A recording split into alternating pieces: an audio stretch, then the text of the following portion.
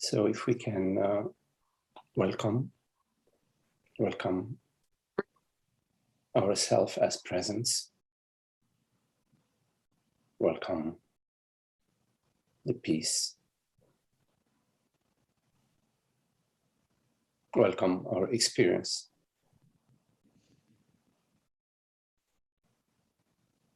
Just as it appears. No effort.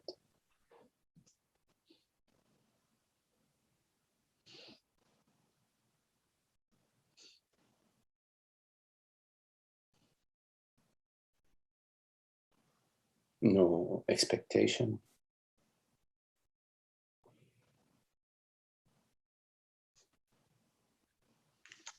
Nothing to seek.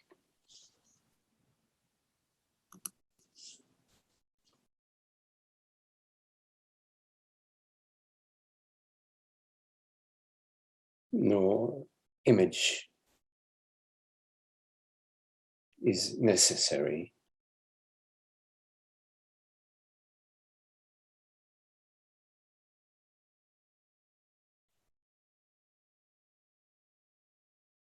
Nothing to hold on to, so no need to hold on to an image of yourself or anything.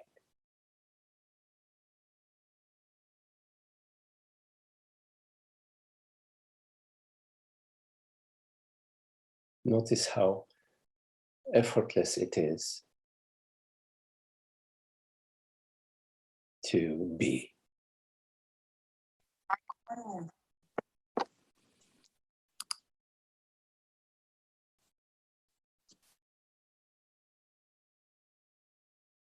Not to be somebody in particular,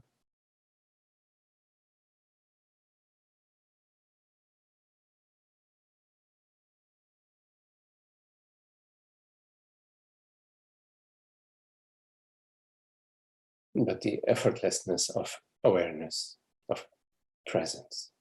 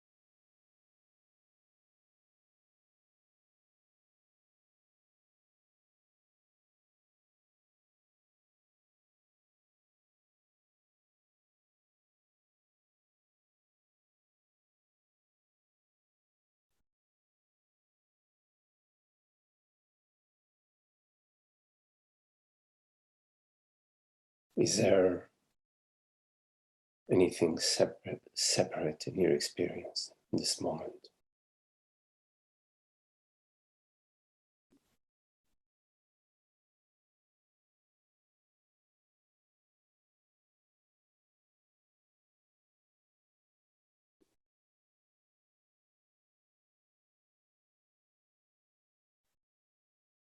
Notice that whatever appears to you, a sensation, a thought, an image,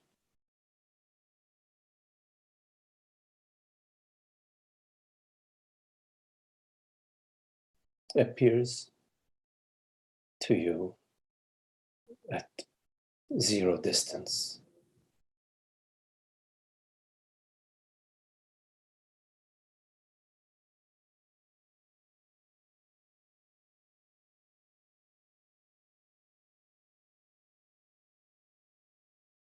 Like the breath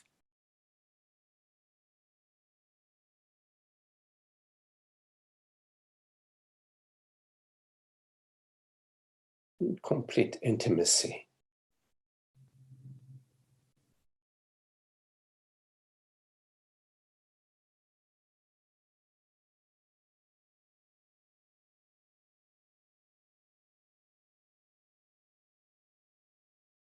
There is no distance between you and the breath. There is no duality.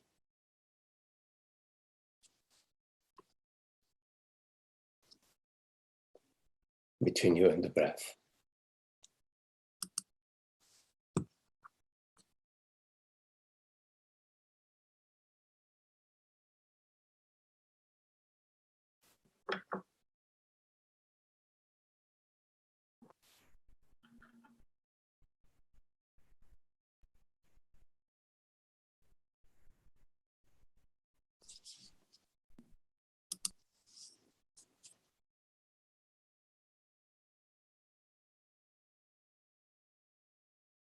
There is no distance between you and hearing.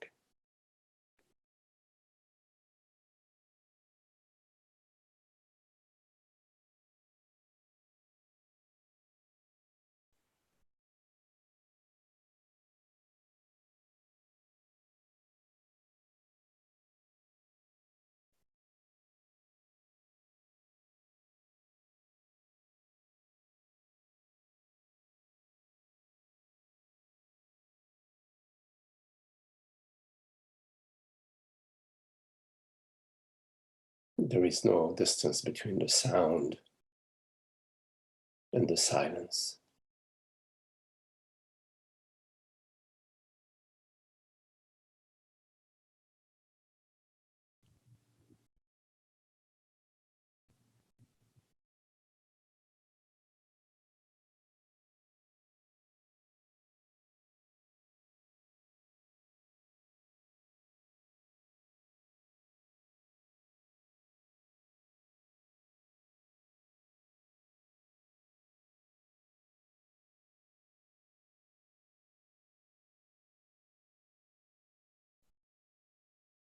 There is no distance between the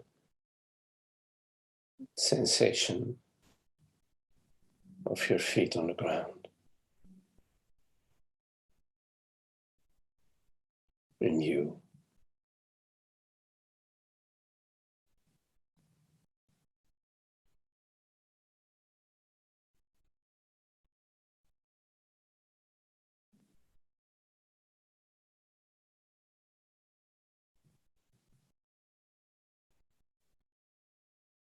There is no actual separation anywhere in your experience.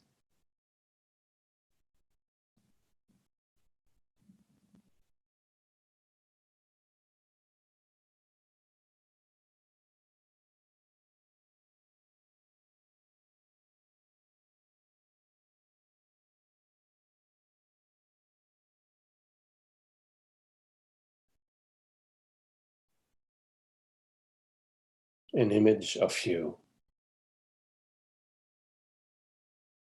is not separate from you, that which perceives the image.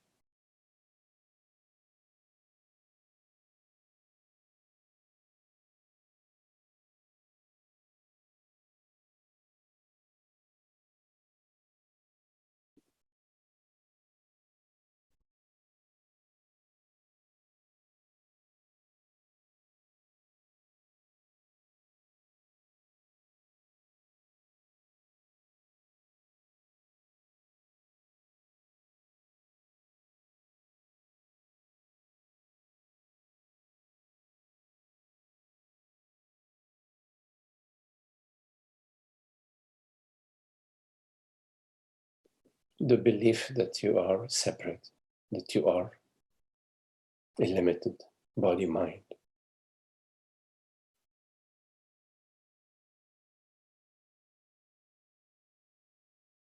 What is it?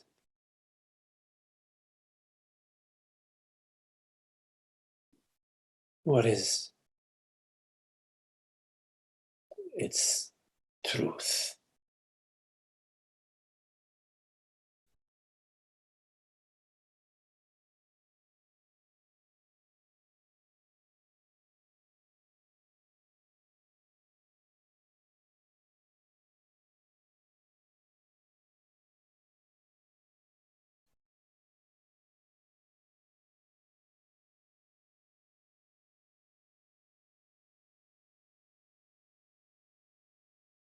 If you imagine yourself to be a unicorn,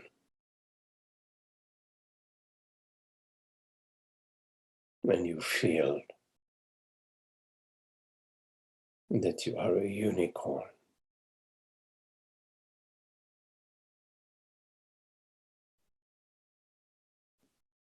how true is that?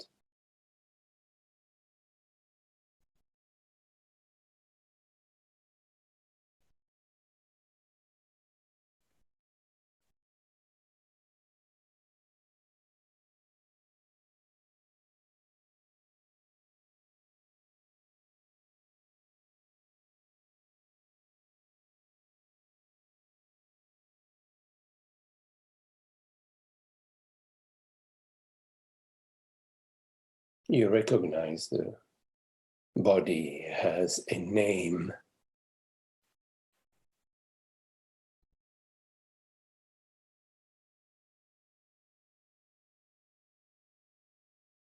a gender.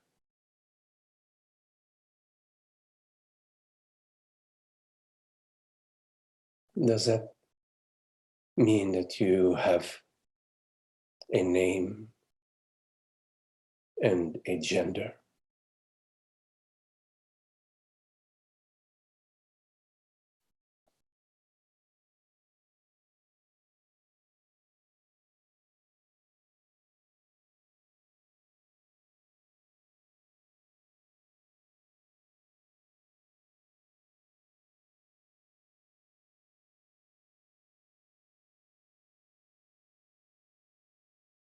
You perceive the body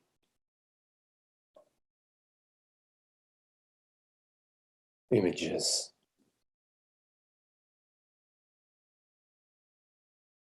sensations,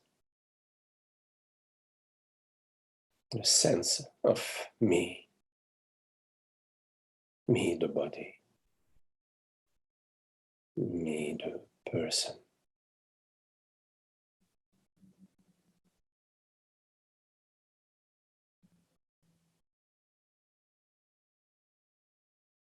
Does that mean that you are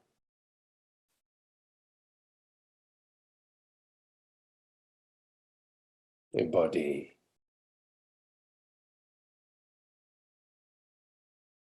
an image,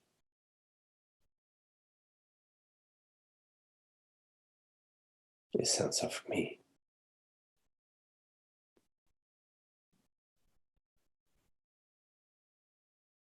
Why define oneself? Why define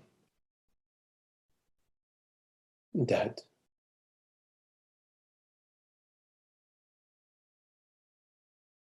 which perceives and is not perceived?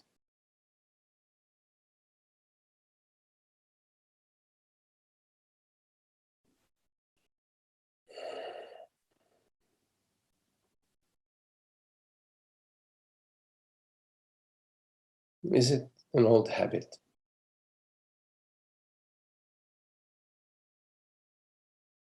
to keep referring to consciousness as a limited form?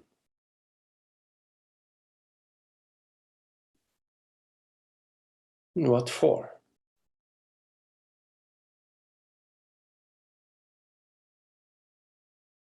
Are you happy defining yourself as a mortal hunk of flesh and bones?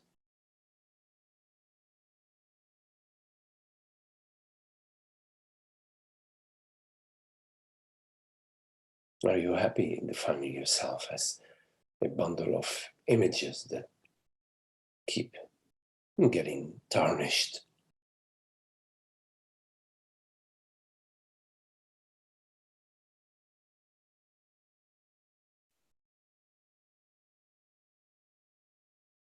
Are we waiting for somebody to come and bring an end to this unhappy madness? Are we waiting for?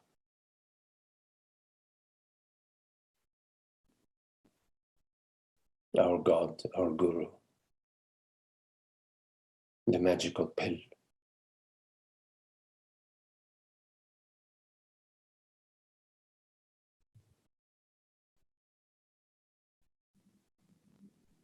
What and who is forcing us to maintain this limited self-definition?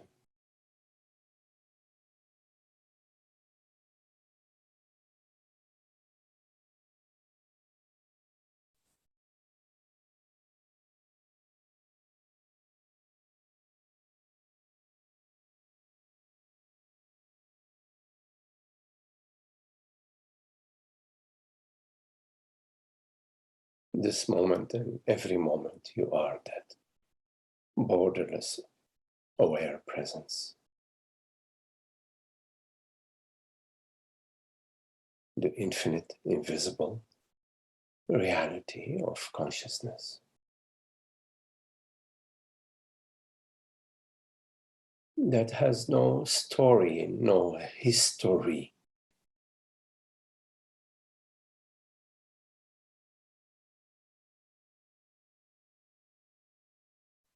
which is causeless freedom, happiness, appearing out of itself and to itself as this perception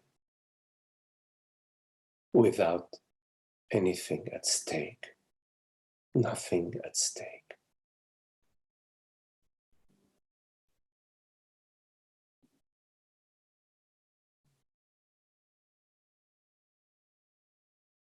It is consciousness which is playing the game of world, body, mind, and so much more.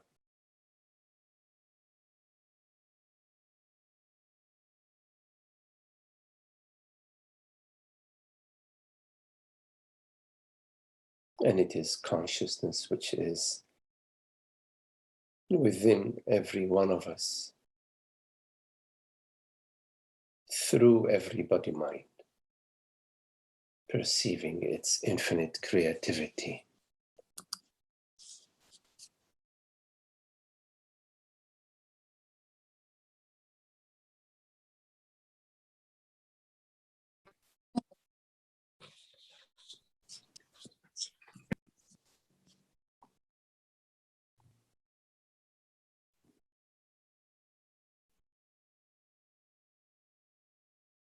Nothing is at stake when it comes to the reality of consciousness.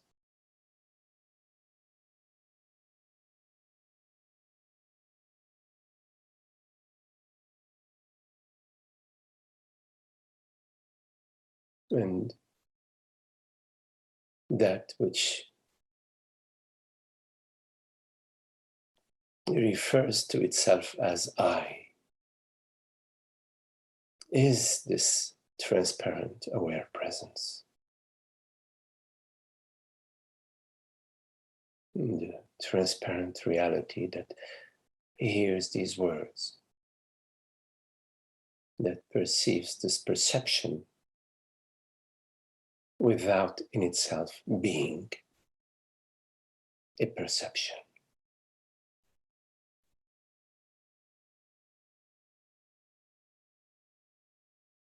I am not an object in time and space.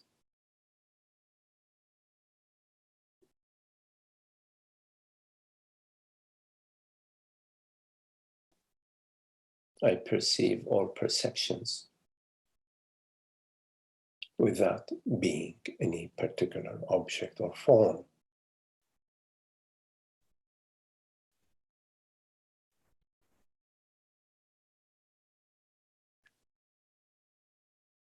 Like the waves effortlessly arise out of the ocean without augmenting or diminishing the ocean. Similarly, infinite thoughts, sensations, perceptions arise out of I, consciousness, awareness, without in any way augmenting or diminishing I, awareness.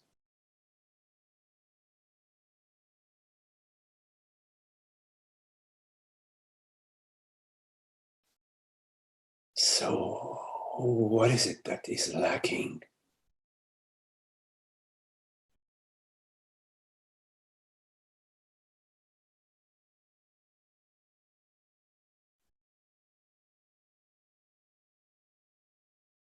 Take a look.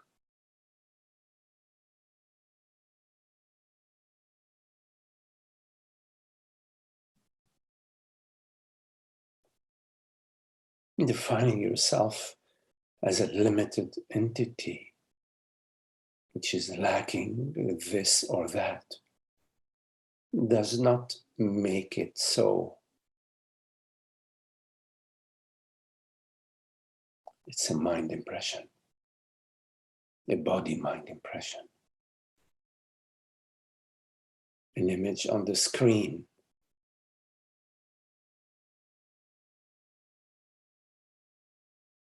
with which you do not need to identify.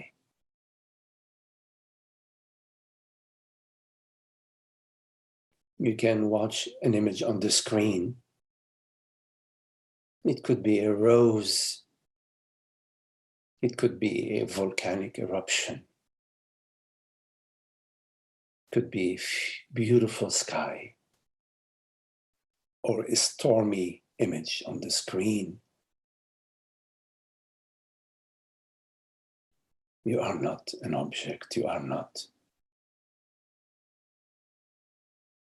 burned by the fire or drowned by the ocean. The screen is untouched.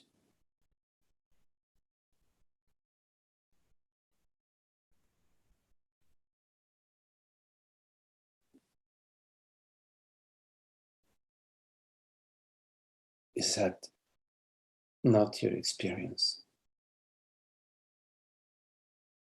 Is that not your experience?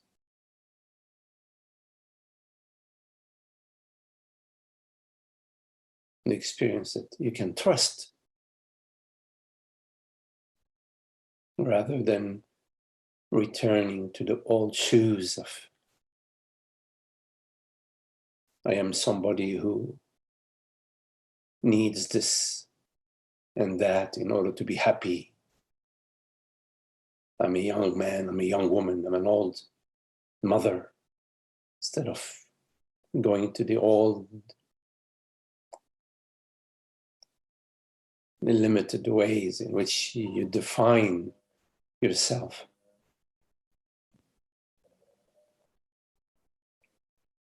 Can you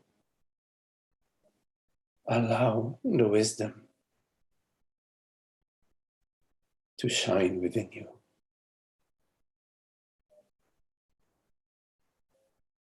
The wisdom that I am.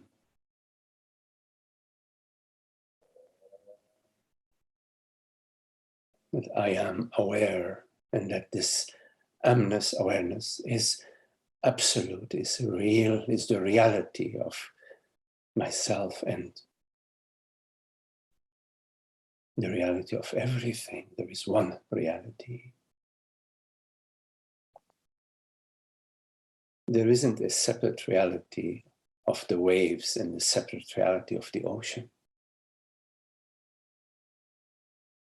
There's no separate reality of the currents within the ocean and the waves within the ocean.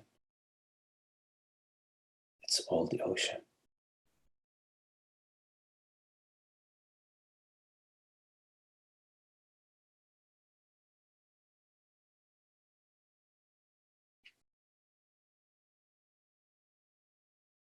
So do we need to struggle? Struggle within ourselves. Struggle. Resist. Judge. Push away. Do we? Can you take a look? Take a close look.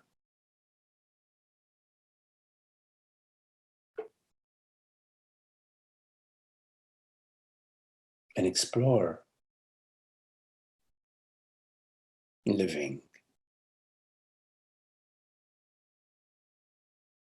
your innate freedom, the causeless peace and happiness that you are, rather than living the separate me with its myriad worries and concerns. Yes?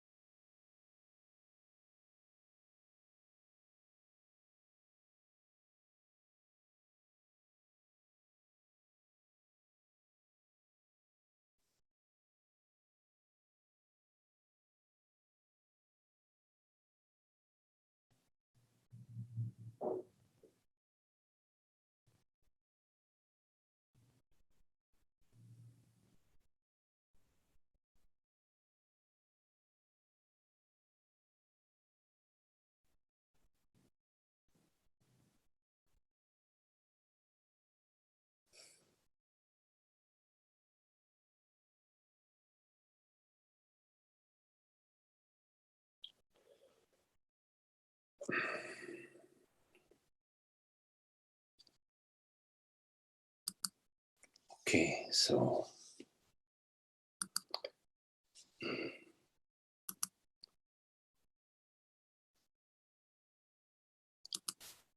if you have any questions, please go ahead.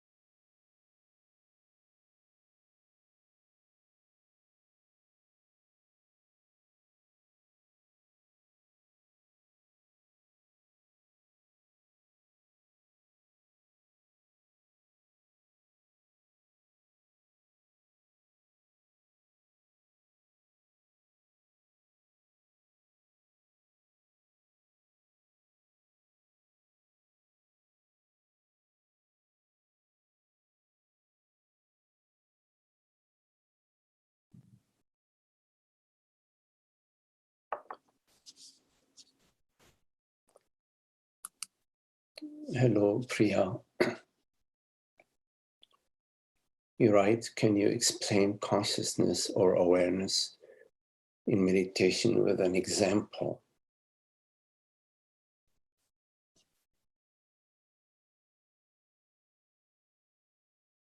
No.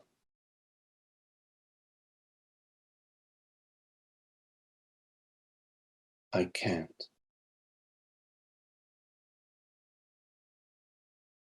Consciousness is meditation. Meditation is consciousness. So meditation is the example.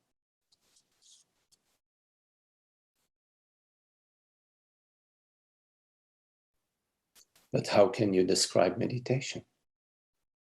Or how can you explain meditation? What I would say is that meditation is the absence of unhappiness,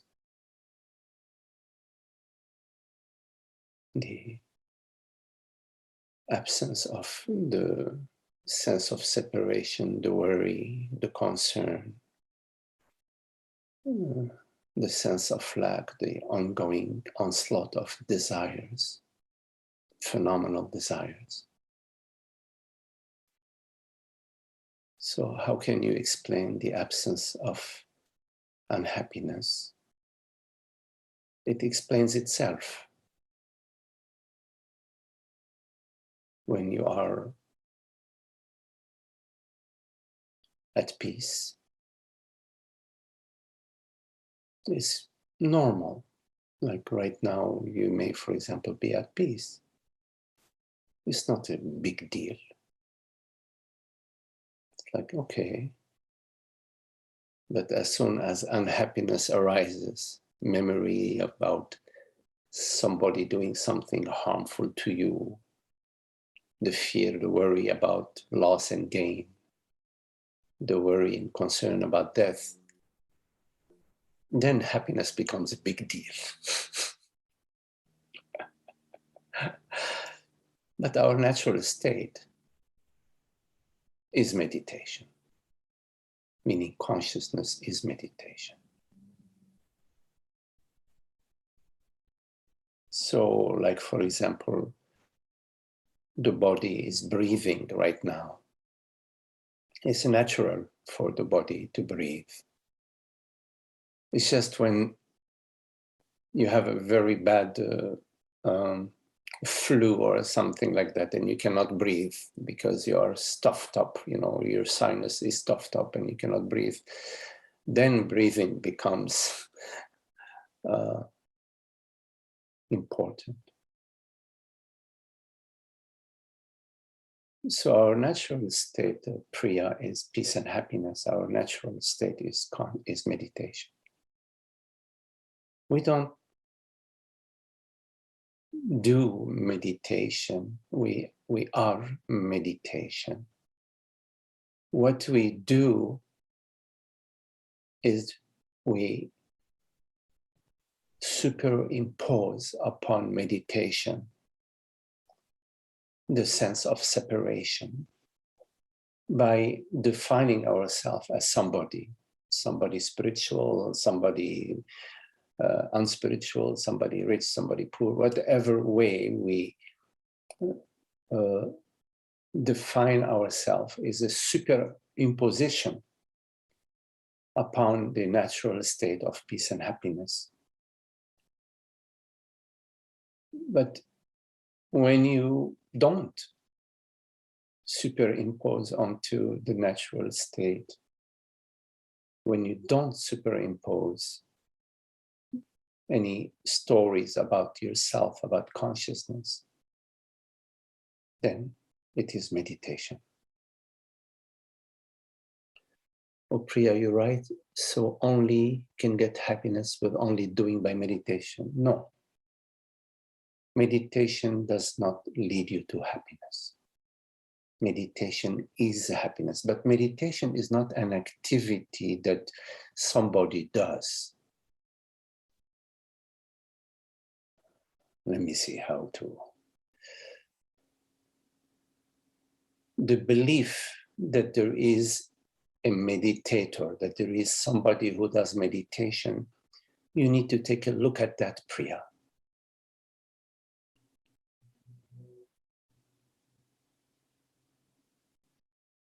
When you separate yourself from God,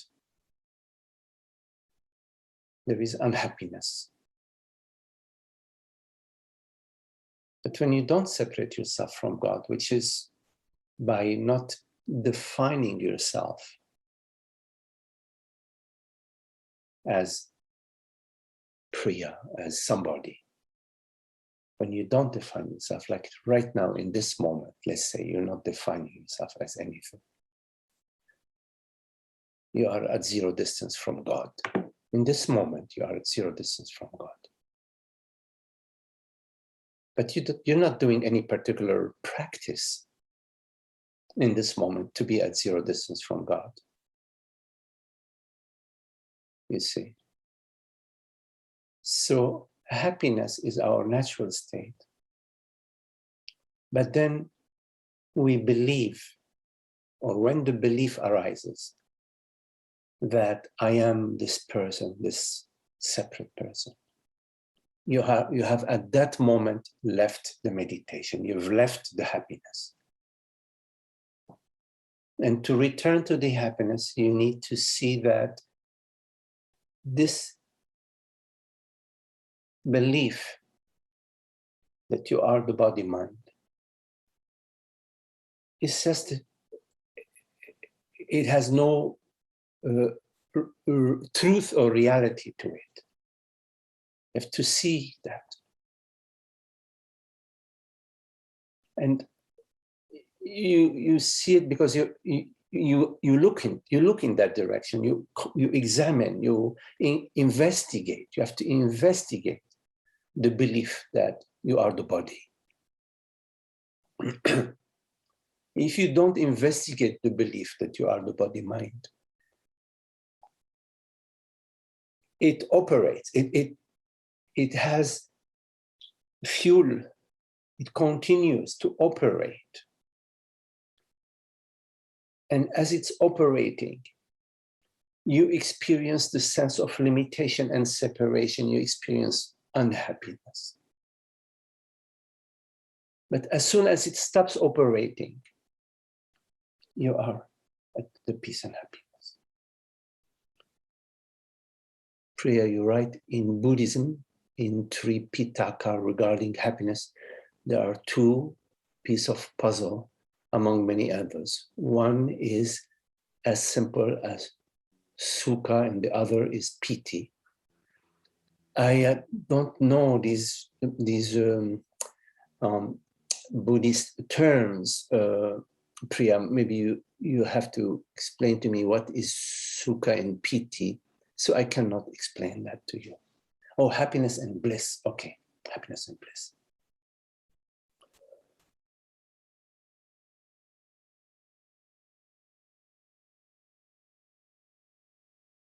So we could say that happiness is the ground of being, is what consciousness is. Causeless happiness. A happiness that has no phenomenal attribute to it. And bliss arises out of happiness. And it is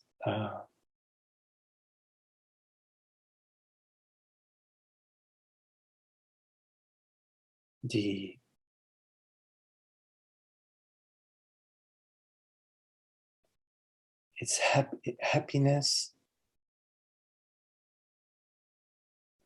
and how do you say in English? Grooving onto itself. Is happiness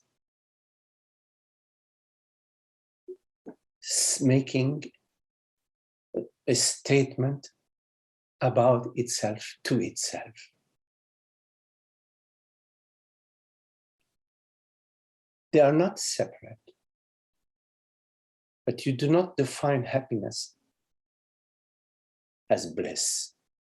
I know in Satchit Ananda is bliss. In fact, it's just a way of speaking. It's a wrong word.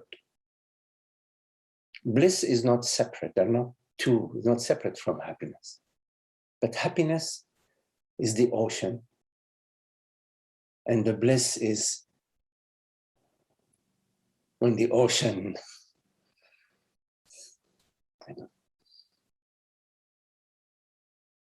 sinks.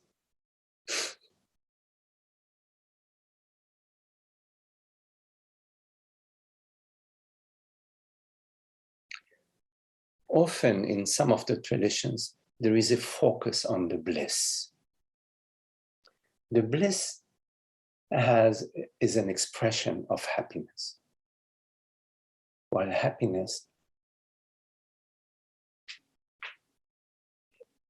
across its entirety is expressing itself. And bliss is a temporal expression of happiness. You could say that happiness expresses itself as bliss sometimes.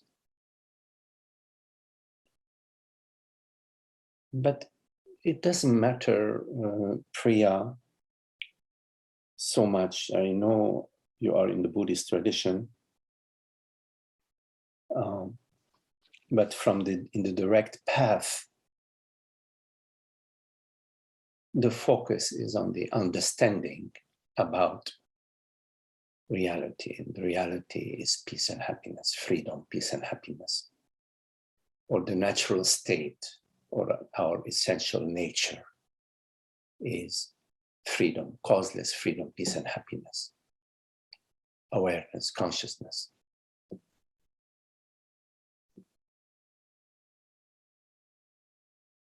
So sometimes we feel blissful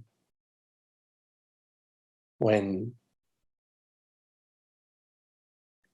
happiness, causeless happiness,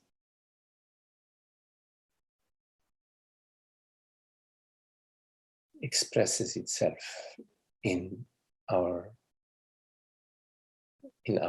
experience, in our being.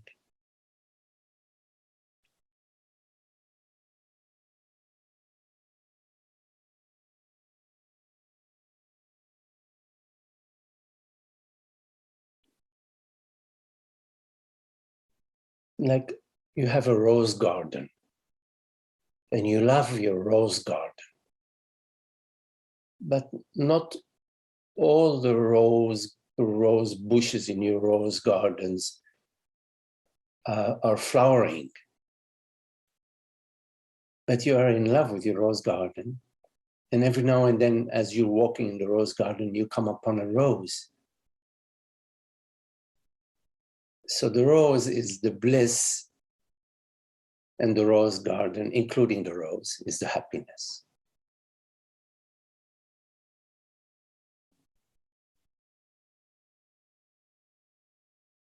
If you are focused on the roses and not on the rose garden, you are overlooking the happiness and you are focusing on the bliss.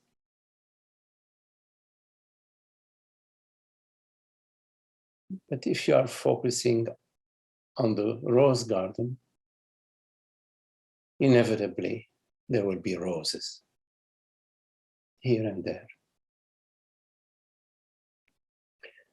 Well, all metaphors are limited, but this is just a limited metaphor about happiness and bliss.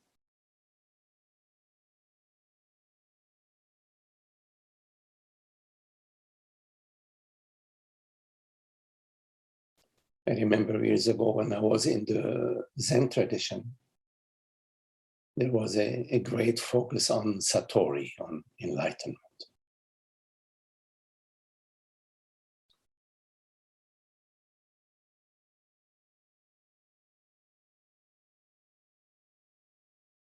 So there was a focus on the bliss, but without the understanding about happiness.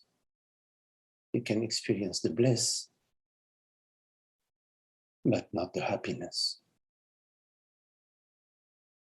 It is the happiness that is everlasting, not the bliss.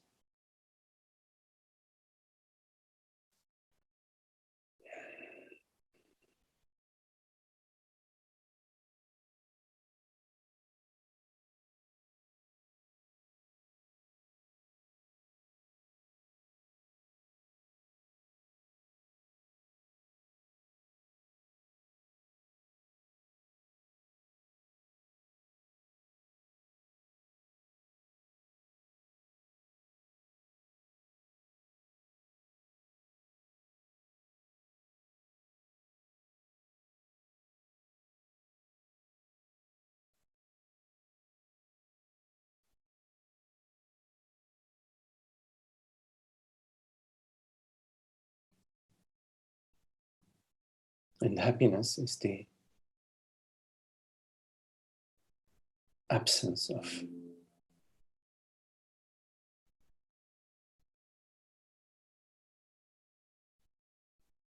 the party pooper.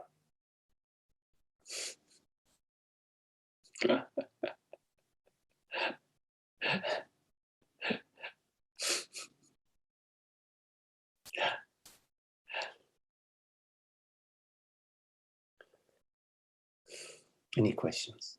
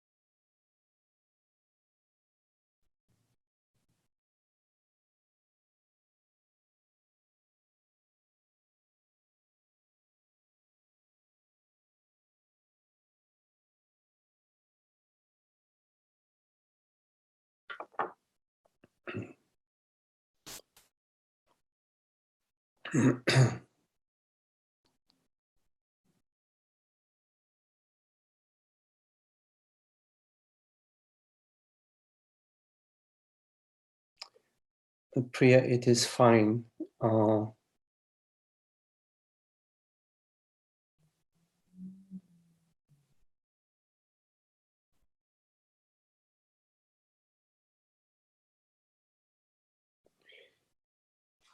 I would say that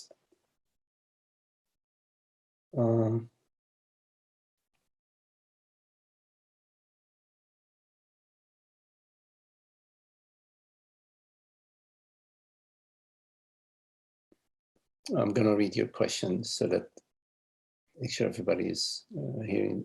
You're right. Sometimes I put questions even though I know the answer with the intention to help others to make the subject matter clear. Is that a good practice?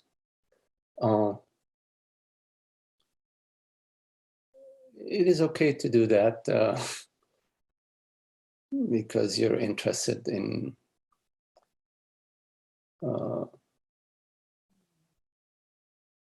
sharing with others and or exploring certain questions with others. Although, Priya,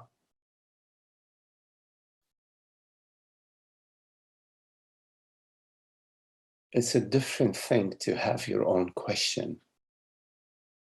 When you have your own question, it's more real. It's more alive, and your relationship in the satsang when you have your own question is more visceral. It's more significant. It's important to look deeply within yourself and to find whether you have a question. What is your question? Not that you need to have a question, but what is your question for yourself, to yourself? And then we can share it, we can explore it in satsang. It's much more significant and much more effective. Satsang is much more effective when you are exploring your question. In fact, your question, you will find, resonates for many others. It's not just your question. But there is a question that arises out of your being, and there is a question that arises out of your head.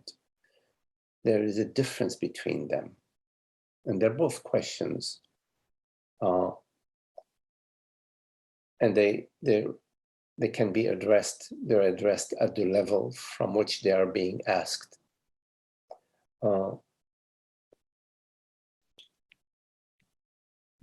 So it's fine that you pose question with the intention to help others to make the subject matter clear. It's okay, as long as there is more to it for you in satsang besides helping others to make the subject matter clear, because the subject matter is really clarified beyond words. Words are sound waves. And the clarity that comes through words does not come from a very clever arrangement of words. It comes from the living peace, the living causeless peace. And it is best expressed in complete silence. You also write, Priya, sometimes I see somebody answering wrong, and I don't want to insult anyone publicly.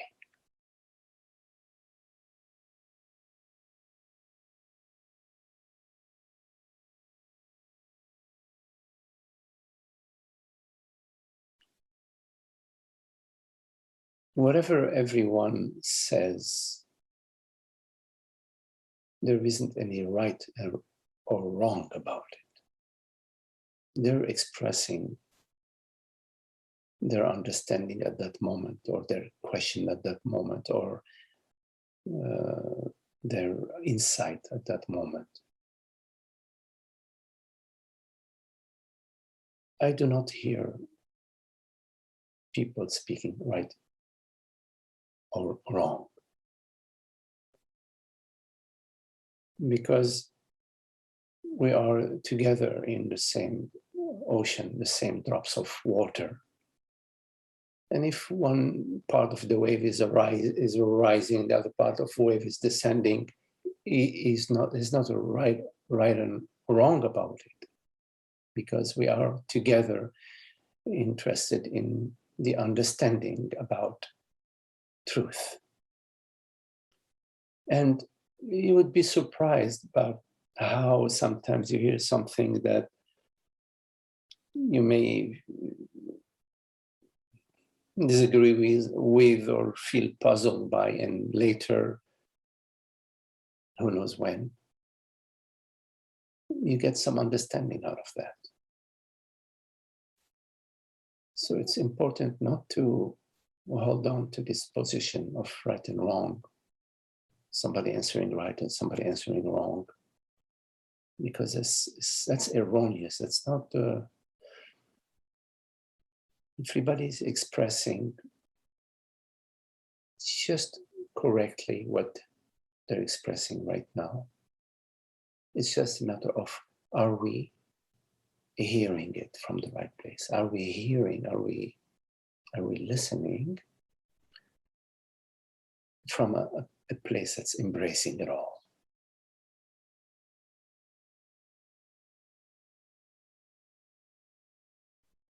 So to your question, it's okay for the first part, as long as that's not all you're doing in terms of your questions. And the second part of your questions, I don't think you should engage into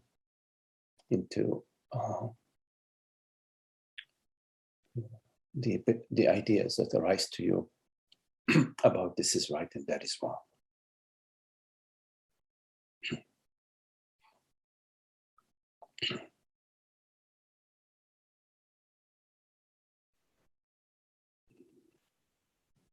And also, don't forget that we are studying the self. We're not studying each other, whatever that means. We're studying the self. We're contemplating the self. There is one self, one I.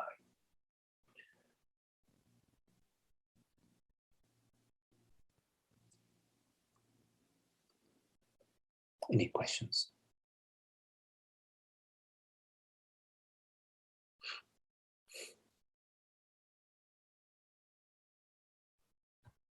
Hi, Magdi. Hello, Patrick. Hello, Patrick. My question is simple. I don't know if the answer is, but do you have any advice? Do you have any advice on how to make big life decisions?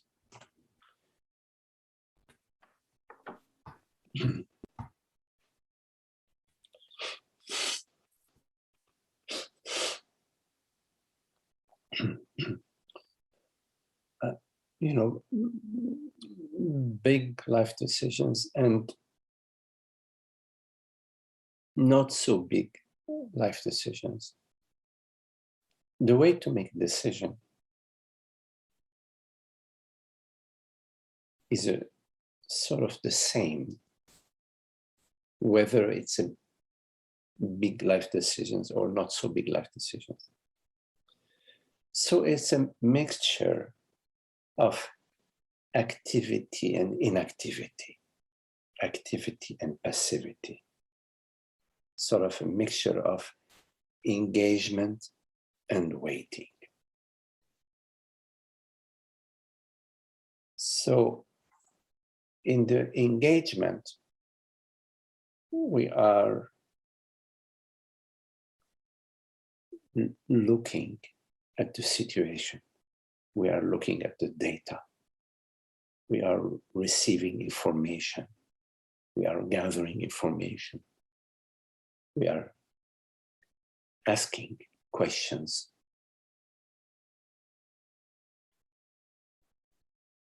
To gather the pieces of information that are relevant. There may be a lot of information that is required, or there may be very little that is required.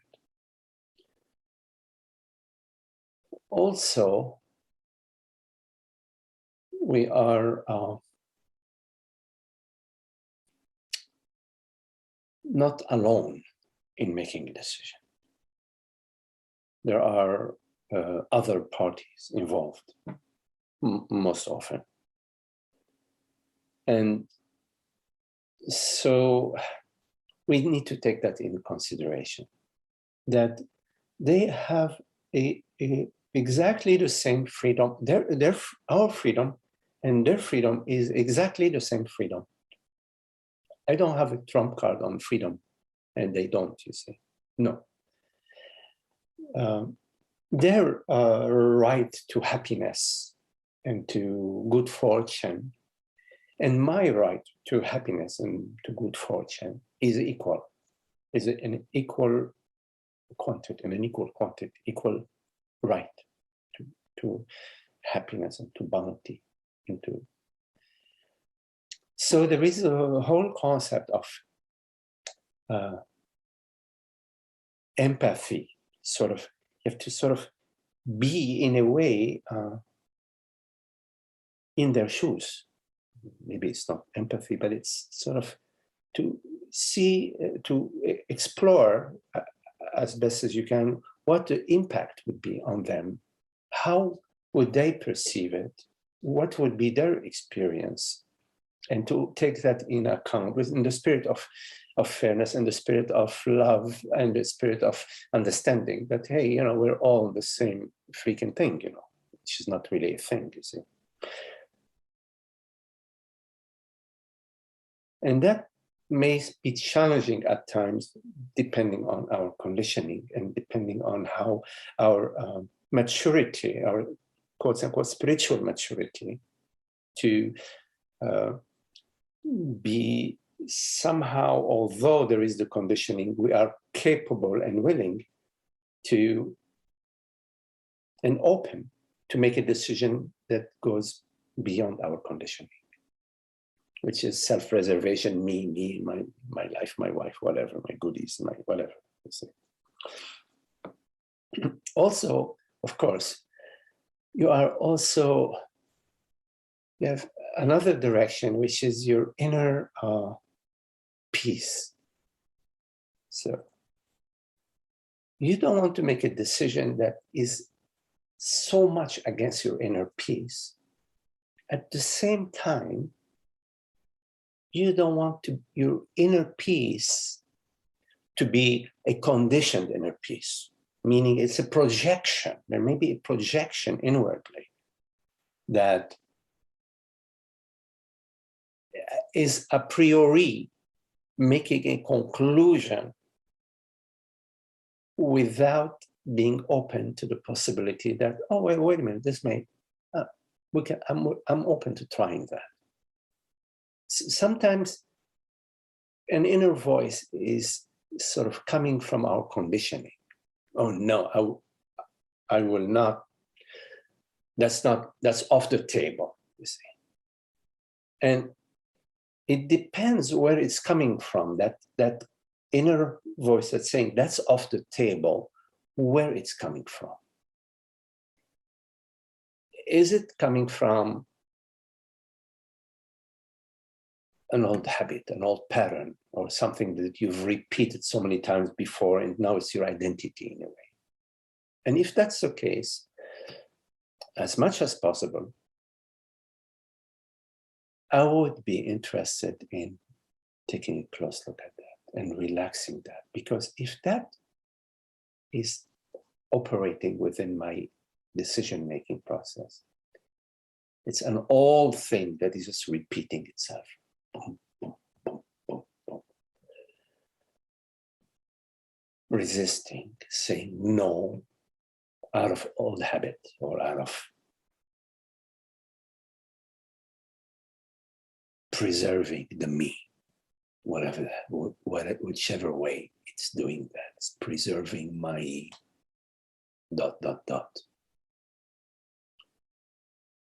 And so viscerally, you have to be willing to say, well, okay, I can be relaxed around that. I'm willing, I'm agreeing that I can explore stepping out of that zone, that inner boundary, that's saying, no, that's off. See? Not that you have to, I'm just saying that's one aspect of the decision making. There may be old patterns within yourself. They're at the feeling level that are Xing some choices, limiting your choices. Now, in terms of waiting, sometimes, what do you say? It's a combination of the stars are not lining up. You kind of sense it's not lining up.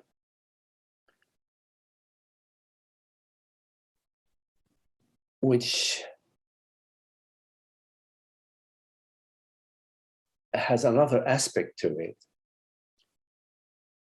which could be that I'm resisting.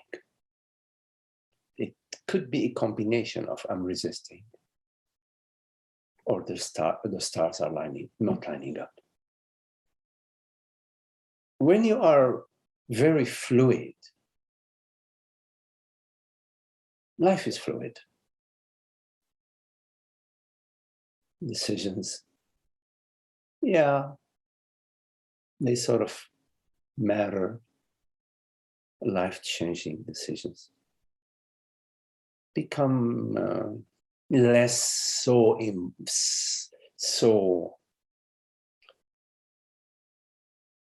big. You know.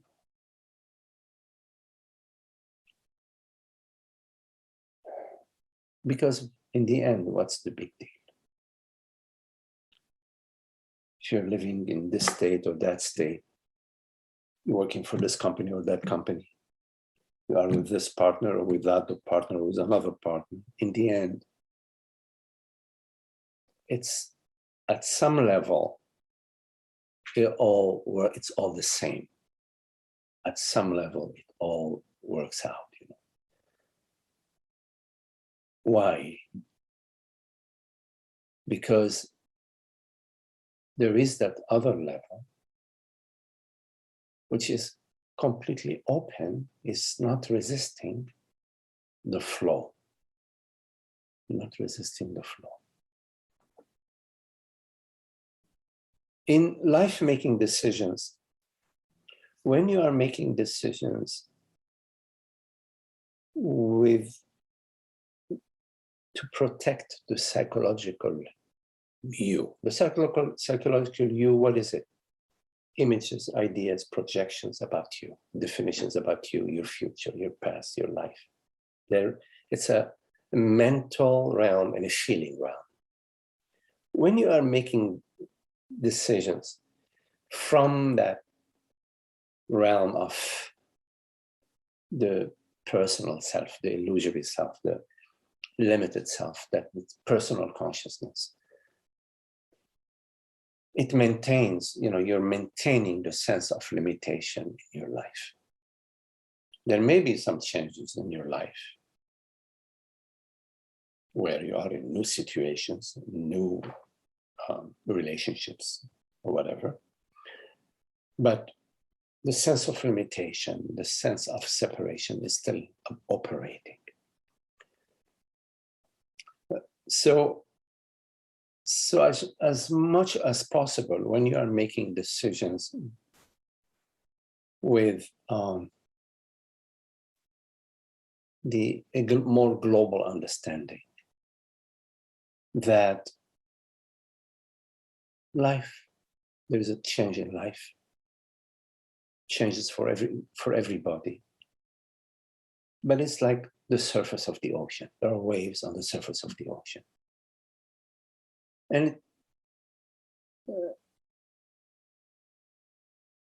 our unhappiness in life is not due to life. It is due to the sense of separation. We're not unhappy because we have a car that is not working good, or a partner who is not loving us like we love them. That's not why we are unhappy. We're unhappy because we experience ourselves as this person, as this limited person existing in time and space, my past, my future, me, the son, the good husband, the good wife, the good daughter, the good whatever, that's where the unhappiness is. What's going to happen to me? Oh, what's going to happen to me tomorrow? What will happen to my bank account? What will happen to my... This belief in separation is what the unhappiness is. Once you understand that, you really need to take it on, put on that coat, that, yes, I get it, I understand it. Once you understand that the sense of separation and the unhappiness is not from the world, but it's from a different place, there is some freedom that comes to you. It doesn't come to you because now you have a better partner, you have a better job, or you move to a better state or whatever. No, it comes to you from within, you see. And when you have that a certain degree of inner freedom, you're able to live in a lighter way, in a more less things are at important things are at stake. Yes.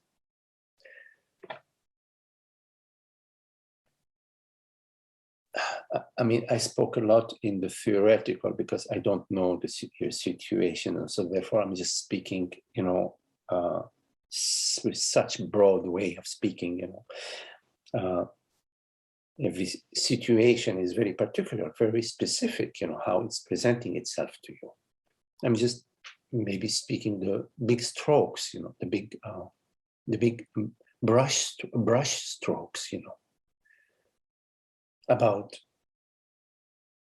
making your decisions from a place of peace and happiness and embracing everybody as your very self and listening to your inner voice, being watchful to distinguish between the conditioned me and that other voice within you that's recognizing that peace is for everybody, happiness is for everybody. It doesn't come from the world, body, mind. It comes from peace and happiness. Peace and happiness come from peace and happiness, which is the understanding about our true nature.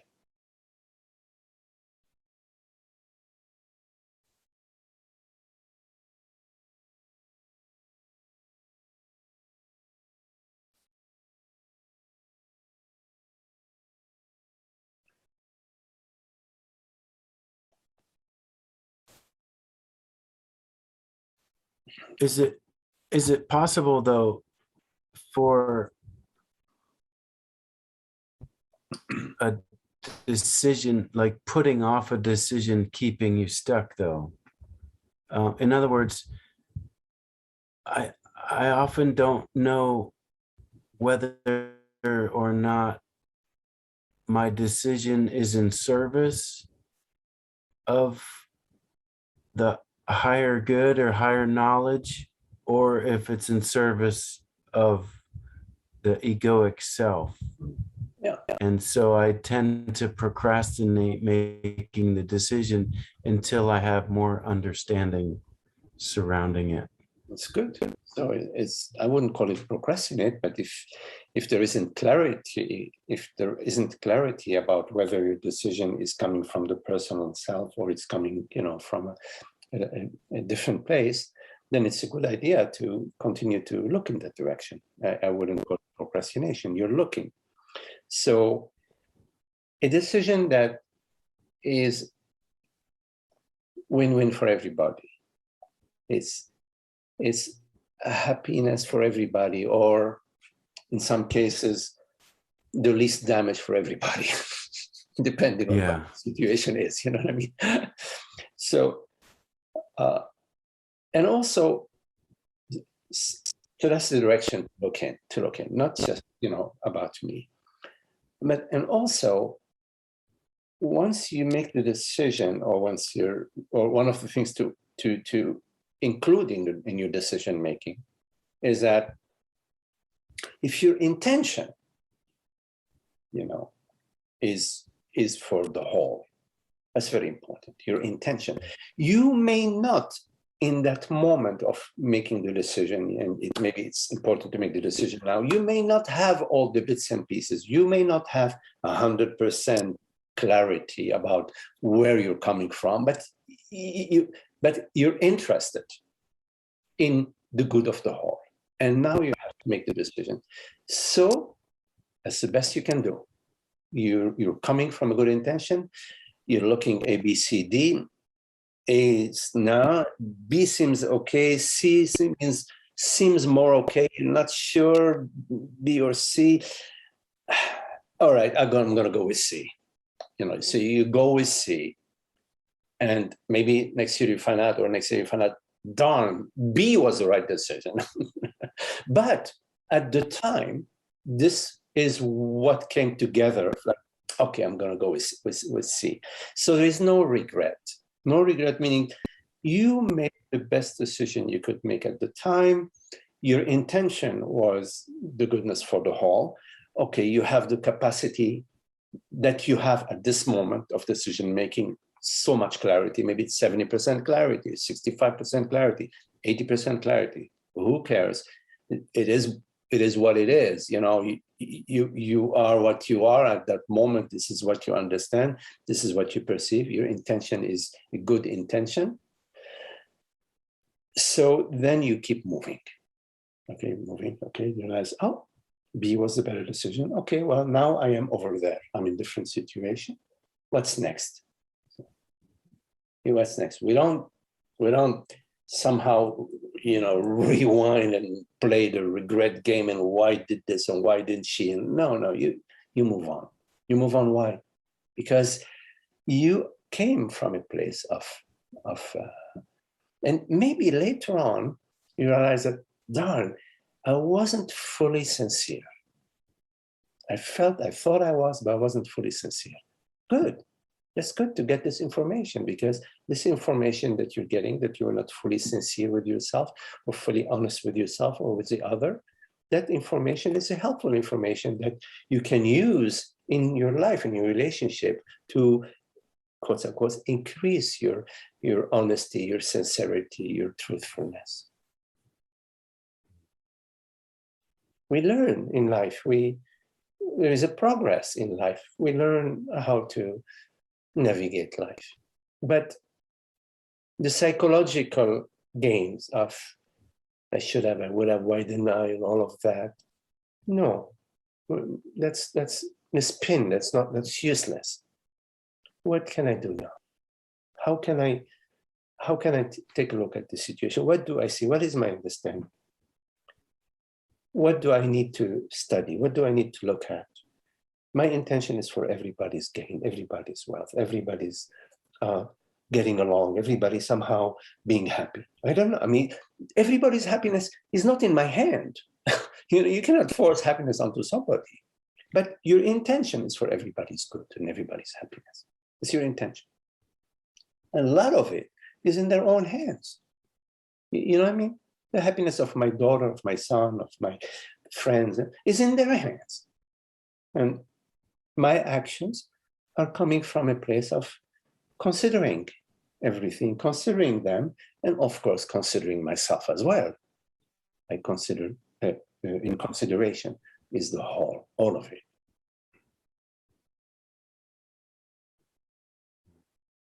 But it's okay to be, if you feel like you need more clarity, it's okay to, if you can, to give yourself the time to look. And, and sometimes it may arise to you out of the blue. Okay, listen, as it feels like that's the best I can do right now. I suspect there is more clarity possible, but it's just not available to me right now. Okay, that's what I'm understanding. That's what I'm seeing. My intention is for the goodness for everybody.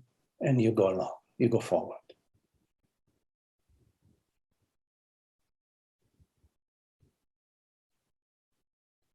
But you remain open, to receive the messages, to hear, to perceive, to hear the other.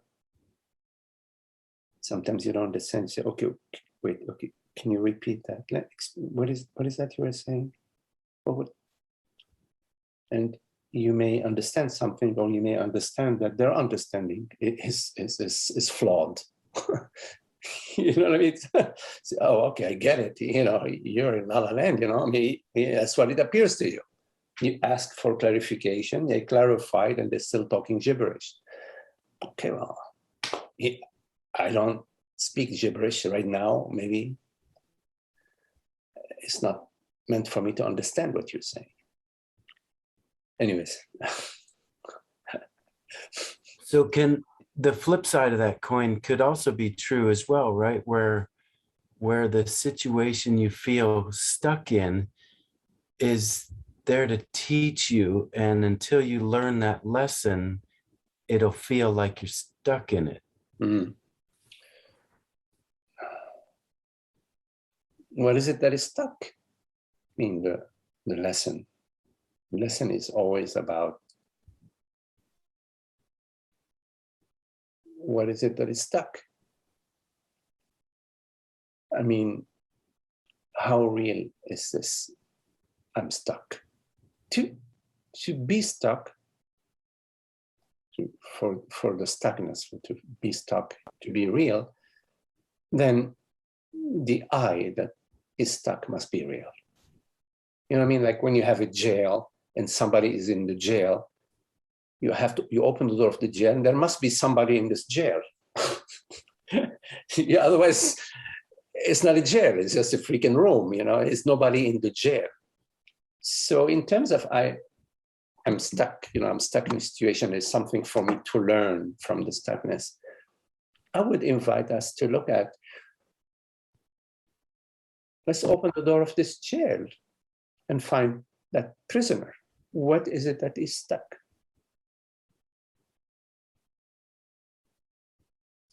Well, I guess to get a little closer to what I'm getting at, there's certain aspects of my life that have been infused with this understanding and have improved, and there's other situations or aspects of my life that keep bringing out the old conditioning in me. Mm-hmm. And I guess the decision would be whether or not that keeps coming up because I need to make a change or because I need to learn how to be different inside of that situation. Right. I mean, above all, the conditioning. Well, the conditioning is that I am this person. I am Patrick. I am Patrick is deconditioning. And so we say, well, certain situations trigger the I am Patrick conditioning within me. But nobody's coming with inside of you, or nothing is forcing you to adopt I am Patrick. Let's say a bull is charging you. A bull, you know, with its horn is charging you. Okay? As this bull is charging you, you don't go to I am Patrick. You don't. You jump, you run, I don't know, you take a gun, you shoot the bull, whatever, you know. You don't go into I am Patrick. You go to I am Patrick as a psychological. It's a psychological thing. It's not a situation that is, you know, for example, you know, I don't like you. I don't like you. You know what? I don't like you. Now, I am Patrick. Why don't you like me? Why don't you like me? Me who? Why don't you like Patrick? You know, why don't you like Patrick? It's psychological. You want me to like your image. Who is wanting me to like your image? You are wanting me to like your image. I don't like your image. I don't like your image. I'm just using metaphorically. I love your image. You know? So, but the thing you see is, I'm not. You know, you want me to like your image. You want me to like your image. So, who is triggering the psychological Patrick? You know, the fictitious Patrick, the conditioning. You, but you don't recognize that. Instead, you say, you know what? This situation, this guy Magdi who doesn't like my image, blah, blah, blah, he is triggering me to become Patrick and I want to punch him. You see, it's a story. It's very subtle. It's so like that. You know, yeah, it's my mother, it's my neighbor, it's my brother, it's my boss, it's my partner, it's my neighbor. Yes, I know that. But you have to take a close look, Patrick, because no one is forcing you, or it's all your own. It's your own trip, your own psychological trip. And one of the ways of avoiding the solution of the problem is to project it out. Say, oh, it's projected out. There are certain situations that keep triggering me. No, there are no situations that are triggering you. No, never. There are no situations that are triggering you.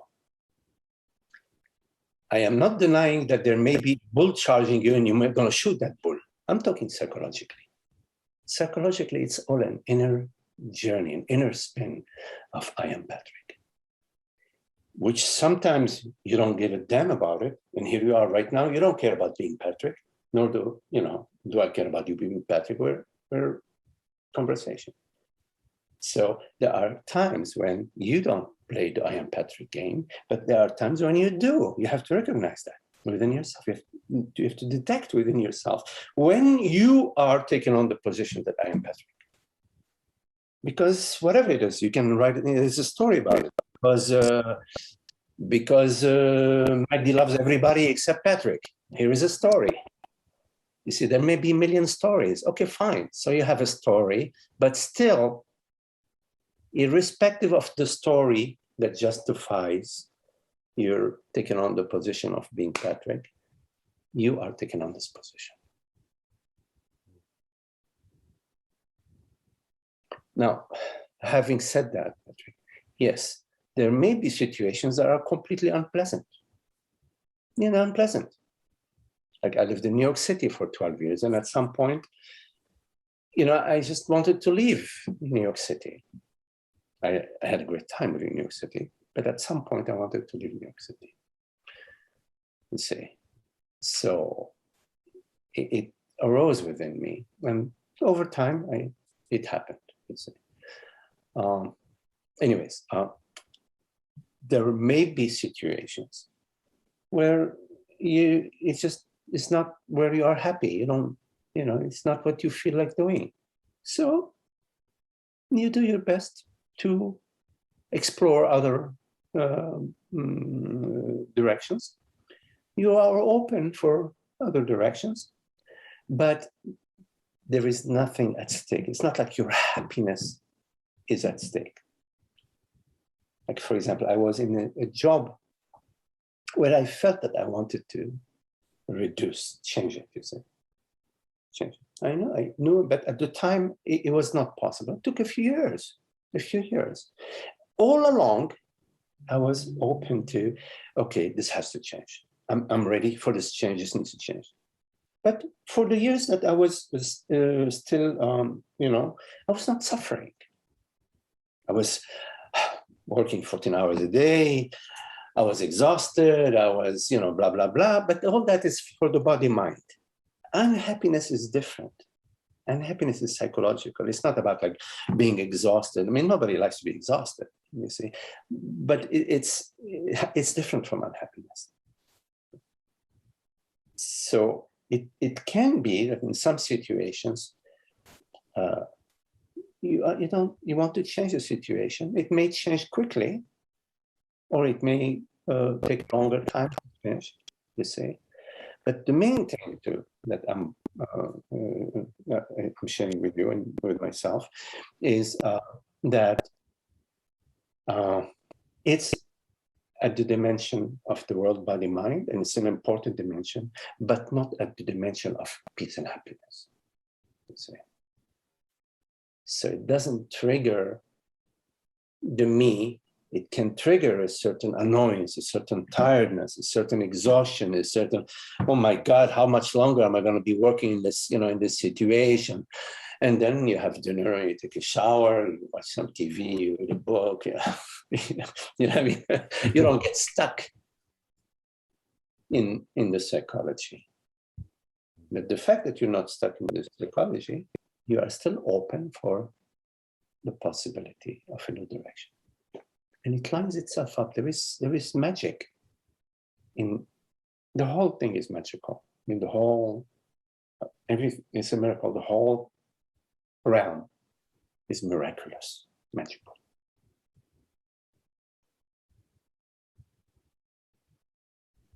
Thank you, Magdi. That was beautiful. All right, but nice chatting with you.